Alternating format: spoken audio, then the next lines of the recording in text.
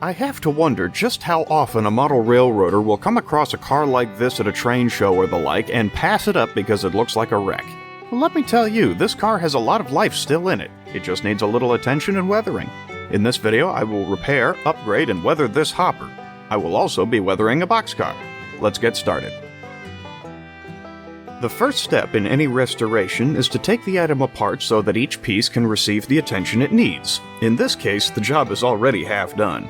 This Athearn blue box hopper came to me as a part of a lot I bought at a train show. I believe it came from an estate before that. The hopper ends are loose, so I've removed those for now.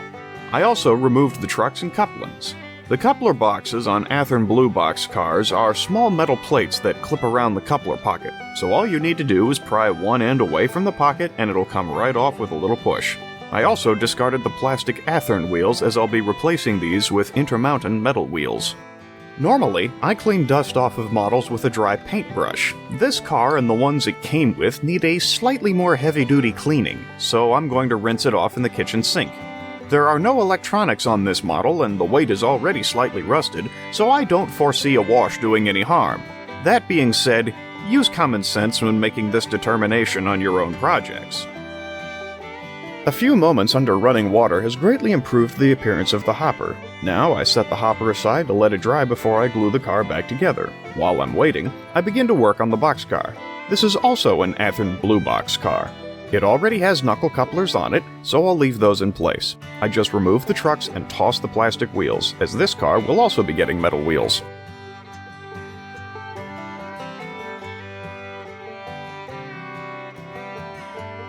With that, I place the car on a wooden board with a slot in it and take the car outside for the base round of dull coat. While it's drying, I make sure I have enough powder for the first layer. As usual, my first layer will be a near match to the boxcar's original color to fade things out slightly.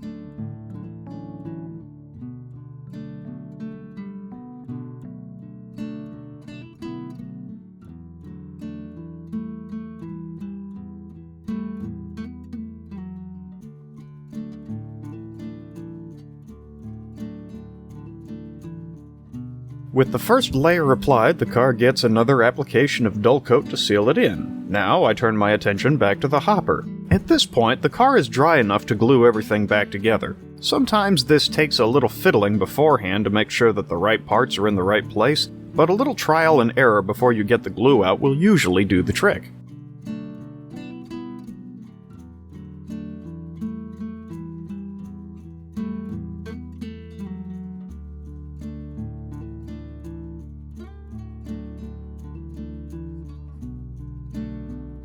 Now that the hopper needs time to dry, I turned my attention back to the boxcar. For the second layer of powder, I applied some lighter colors to the roof to see if I could get a sun-bleached look, then applied a dark brown to the sides of the car.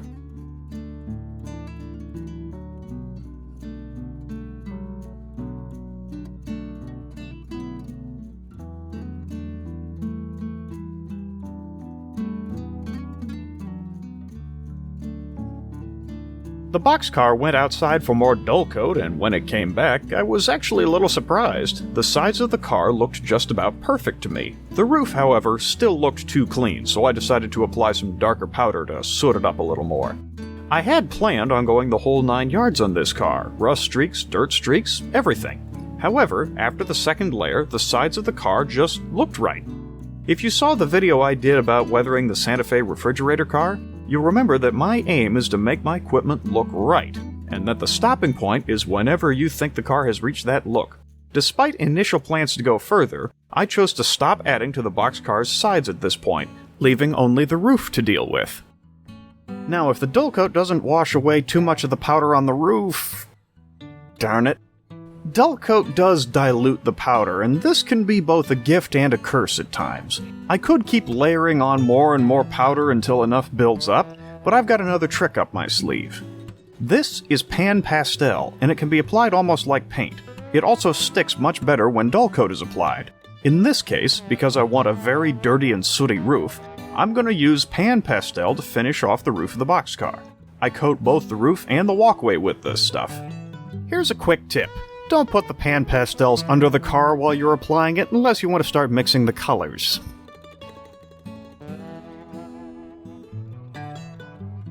One more round of dull coat and the verdict is... good. I think it's time to stick a fork in it and call it done, metaphorically speaking. The trucks and wheels received the usual treatment off-camera, so this car is ready for reassembly. I follow the standard of tightening the screws so that one truck only swivels while the other is more flexible.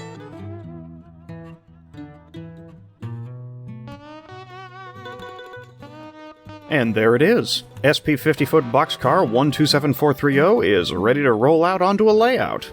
I like to let a freshly weathered car sit for a while after it's been finished just to make sure everything is completely dry. Overnight seems to be just fine.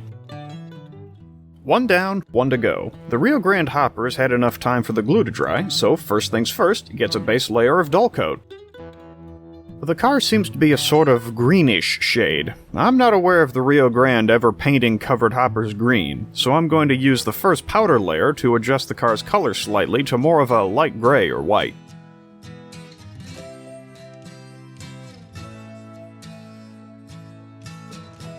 I also take the opportunity to apply some white powder to the black underside and ends of the car to try to give it a little bit more of a uniform look.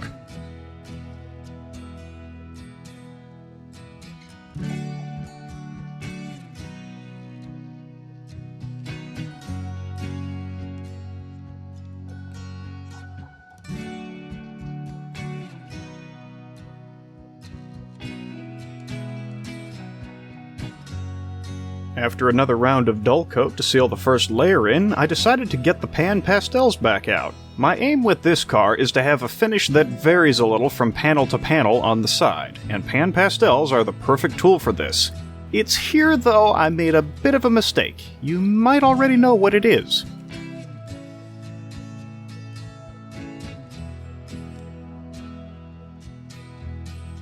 It had been a while since I had done a car like this, so I had forgotten the exact technique I used to completely fill the panels between the car ribs. The main thing is to ensure that the whole space is covered evenly with primarily up and down strokes. Now for the... Whoops.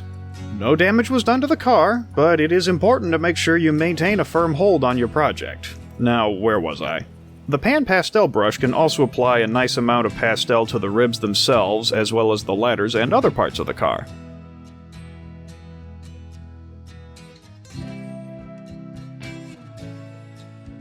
Now that the sides and ends of the car have been treated with pan pastel, it's dull coat time. When the car finished drying, however, it seemed off to me. The pan pastel seemed to have not really stuck around the ribs of the car, so I decided to try another round of powder to try and blend it all together. Remember the mistake I mentioned earlier? Well, besides dropping the car on the desk. I think my mistake with this car was doing only one layer of powder instead of the usual two. The last covered hopper I did, it received 2 rounds of powder followed by some detail and streak work with the pan pastels, and it turned out great. Oh well. As they say, if you're not learning, you're not growing.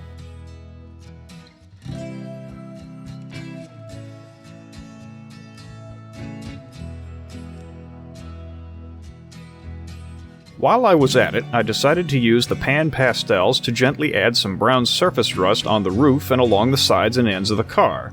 The key word here is gently. If you have a pan pastel brush that's a little frayed and you use a light touch, you will get near perfect rust spots and tiny streaks.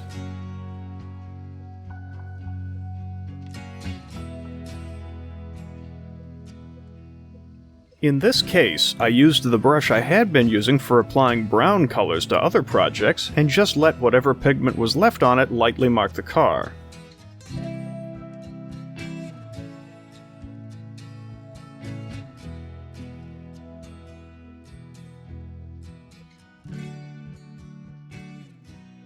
out for dull coat one more time, and the result is... It's not 100% what I had originally envisioned, but it looks acceptable. I think I'm going to call that good. I pulled 2 brand new KD couplers and return springs out of my stock of parts and installed them, clipping the coupler box plates back into position. I then screwed the trucks back where they belong.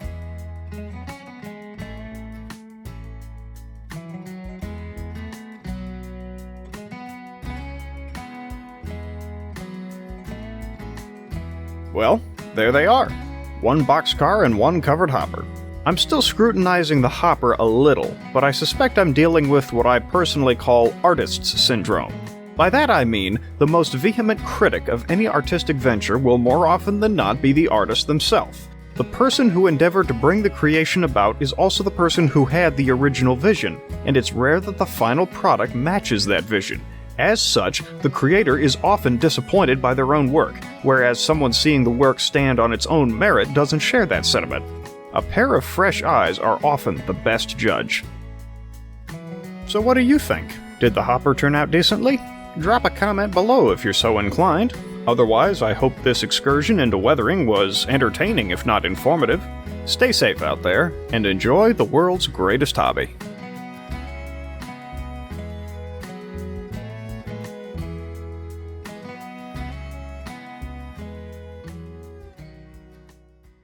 One more round of dull coat, and the verdict is...